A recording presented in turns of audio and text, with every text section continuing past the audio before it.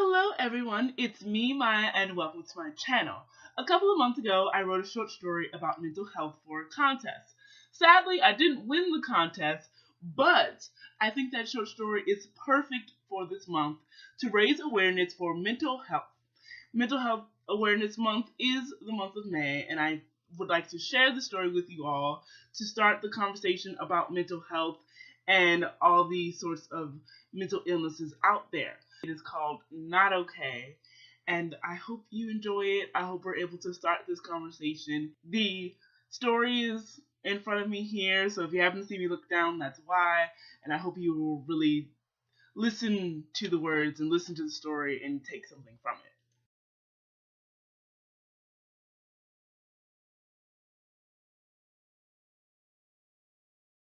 There are those moments when I'm forced to think this would have gone a lot differently if she had retied the wrist restraints before she looked away, if she hadn't looked away, if she hadn't, in a complete rookie blunder, left the knife within arm's reach. I guess I shouldn't be worrying myself with what ifs. I should be worrying about how I'm going to get myself out of this one. Miss, Destin said, trying to keep his voice level. Put the knife down. Miss, let's talk about this. Talk. That's funny. I've been trying to talk since I got here. And now this, a knife to a stranger's neck. That was the only way I could get them to listen. She, the nurse that was supposed to be watching me, had only turned away for a moment. That's all the time I needed to reach for the knife, swiftly slicing through the vines confining me, and by the time she looked my way, the knife was already at her throat. Esther, please, he said, and at the sound of his voice saying my name, I tightened my hold on both the knife and the nurse. Why did it have to be him? Can we talk about this? He said. I asked to talk, didn't I? I screamed for help, for someone to listen, and you handed me a knife. I don't want to talk anymore. The 12 guards behind Destin, all with guns pointed at various parts of my body, apparently did not want to hear that and slowly moved in. Get back, I said. Get back! And I moved the nurse in their line of sight. To get me, they'd have to get her too. Were they willing to make that sacrifice? My life and the life of the nurse depended on their humanity. I wouldn't hurt her. I know it doesn't look that way, but I'm not a monster. Even though you wouldn't be able to tell what with the knife and my bedraggled appearance. But I promise, I'm making a point. I'm on a mission. My orders. Investigate. Get a name. Get out by any means. Keep the casualties to a minimum. If I could keep the casualties non-existent, I would. Get out without any bloodshed. But how? How was I getting out of this? How about a trade? Destin said, his voice strained against the stress. Her life for mine. Whatever you want to say, I'll hear you. I promise. A second passed. Another one of those moments where I have no choice but to ponder my options. Stand my ground and pray a nurse's life is enough of a bargaining chip to grant me my freedom, or hope his life is worth a lot more than hers. Who are you that a trade would be worth it? There are 12 guns pointed at you, 16 counting the ones you can't see. They have orders to shoot, to kill, and they are not trained to care about the lives that are lost in the balance. I am the only one keeping them from killing you both. Please let her go and we'll talk. I nodded. I want them gone first. He understood and tapped the nearest guard near him. Fall back! Stand down!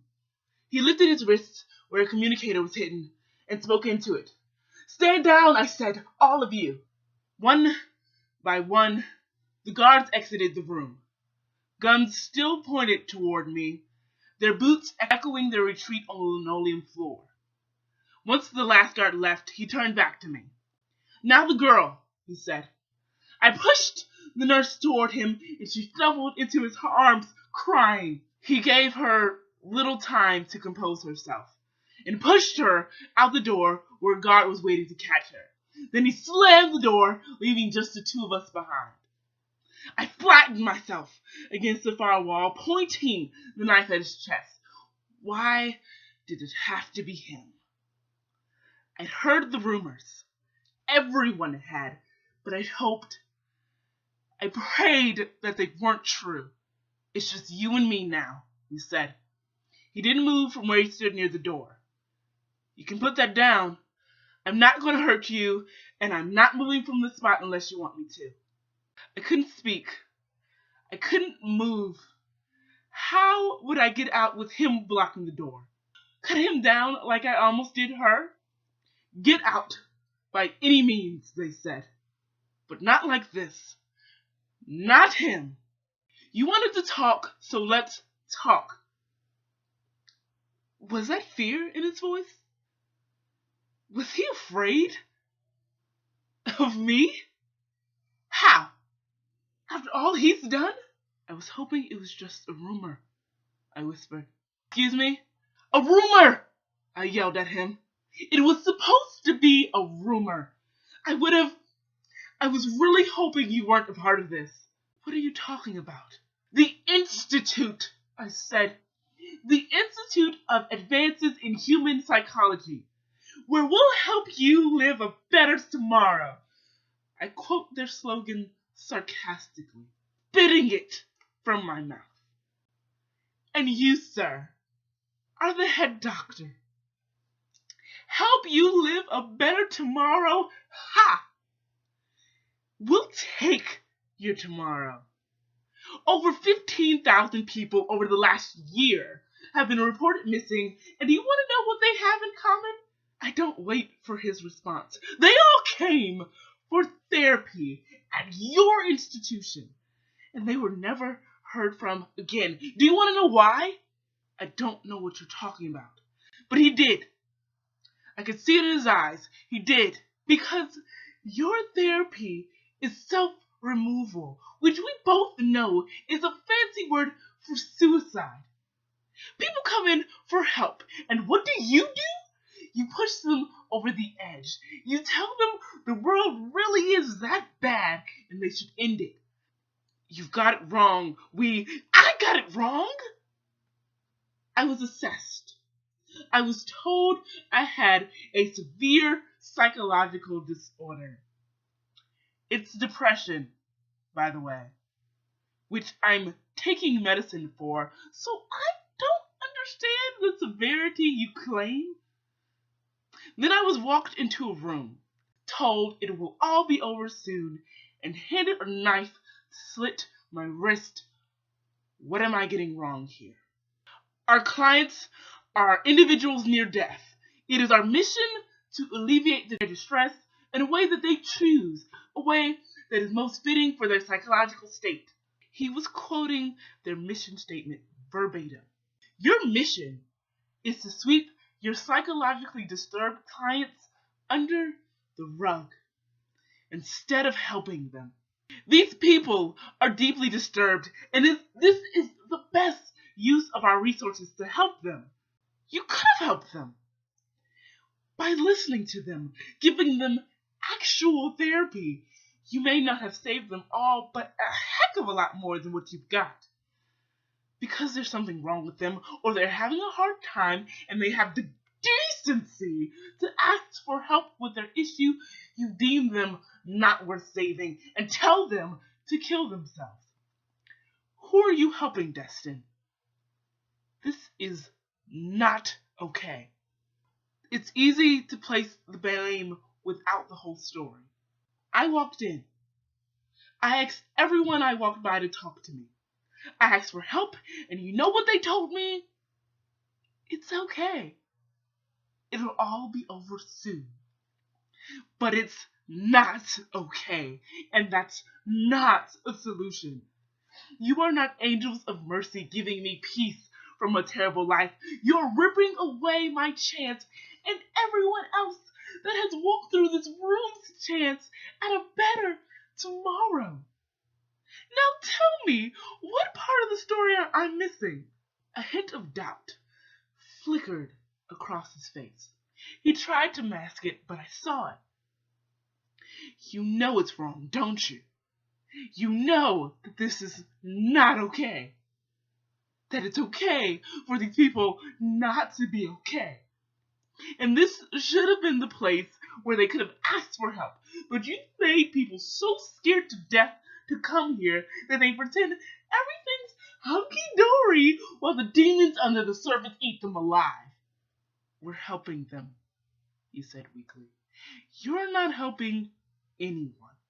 You've got half of them acting like emotionless robots pretending they have no problems and the other ready to end it all. I admit, he said, rubbing the back of his neck, searching for the right words to say, it's not an ideal situation. I scoff. People walk in and they don't walk out. That definitely constitutes as not ideal. But what are you going to do about it? Huh? You see there's a problem, now what are you going to do to fix it? What do you expect me to do? I want a name. What? You're the face, but there's someone else who's the brain. Who came up with this horrific idea? Give me a name, Destin. I can't do that. A name, Destin. Give me the name, because people are going to find out the truth about what's going on here, and you're the face, or rather, the scapegoat, and there will be no one to save you from going down. Not even me. Without a name, we lose. We all lose, and I can't have that. A name. I needed a name. And if he wouldn't give it to me, if he didn't play ball, if he was on this ship when it sank, I'd have to let him drown. Watch him drown, if only to keep his evil from spreading. There was silence. Destin's always been stubborn. He never responded kindly to threats. Maybe self-preservation would win out in the end, or maybe he'd play the role of dutiful captain and go down with his ship. Would I have to watch him die? Would I be able to turn away? Bennett Henson, he said softly. And self-preservation wins. He told us we were saving the world, Destin said. But it was natural selection, and we were the ones who were selecting. And you chose the weakest, the ones you deemed the weakest, gave them the gun, and had them wipe themselves off. That's horrible. I didn't have a choice. I don't understand. He breathed, closing his eyes. If the weak are selected, so are the strong. Henson handpicked the scientists, handpicked his entire staff, guards included. There's nothing natural about this. And then there's the implants. He rolled up his sleeve. People walk in and they don't walk out, he muttered. There was a row of blinking lights running up his arm. I recognized it immediately. Oh, God. My mouth fell open. Oh, God. If you truly believed in this vision, Destin explained, you'd get the implants. No one ever said what would happen if we tried to leave. Bad things, he grimaced, of the exploding variety. So no one makes it out alive. I scratched my head, racking my brain, and how am I supposed to get out of here? He smiled sadly. You can get out of here just fine. Clients aren't implanted. I finished the thought for him, because it's already been planned that they kill themselves. Why waste money on the implant when they're not going anywhere? He nodded. So I could leave. Fine. But what about him? I'm not leaving without you, I told him. You don't have a choice, he said, and he slammed his fist into the big red button to the right of the door, enabling the emergency security lock. Hearing this, the guards pounded on the door. Sir! Sir! They yelled. It would be hours before they'd get in. He pushed me to a cabinet right under an air duct. He motioned me to climb it, and with some hesitation, I did. I looked down at him. I shouldn't leave you here. Don't worry about me, he said. You have a chance to live a better tomorrow. Take it. You're the only one who can get out. He passed me up what looked like a tablet. Take this. It'll show you the way out. Now go out there and do what I couldn't. Listen. Listen to them and help them with their problems. Let them know that it's okay not to be okay. That doesn't make them worthless or irreparable. Can you tell them that for me?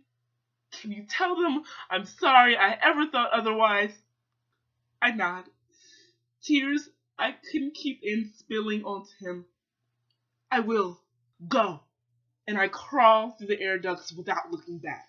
And here's another moment where I'm forced to think, but this time I'm not wondering what if, but what's next. I'm able to ask what's next because thanks to Destin, I actually have a chance at a better tomorrow, and not just for me. Because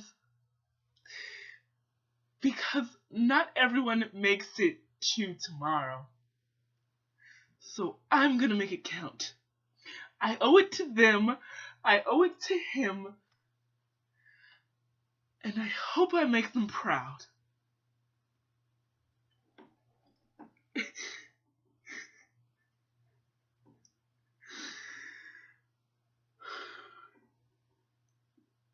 Okay. So, I think there's always been a feeling that you have to be perfect and you have to have everything in control, and any problem with mental health is weakness and that you don't deserve saving. But you do. There's something different about you, but that doesn't mean that anyone has a right to tell you that you're worthless. And I hope through the story you can see that. As Esther goes towards her better tomorrow, I hope the story gives you the courage to go towards your better tomorrow as well. Please remember that not everyone makes it, and that we owe it to them to make today count, to help as many people as we can. I hope you have enjoyed this video. I'm going to leave as many mental health resources as I can. If you have any issues, please reach out to someone, because no one deserves to go it alone. And I hope you'll have a wonderful day. I'll see you later, guys.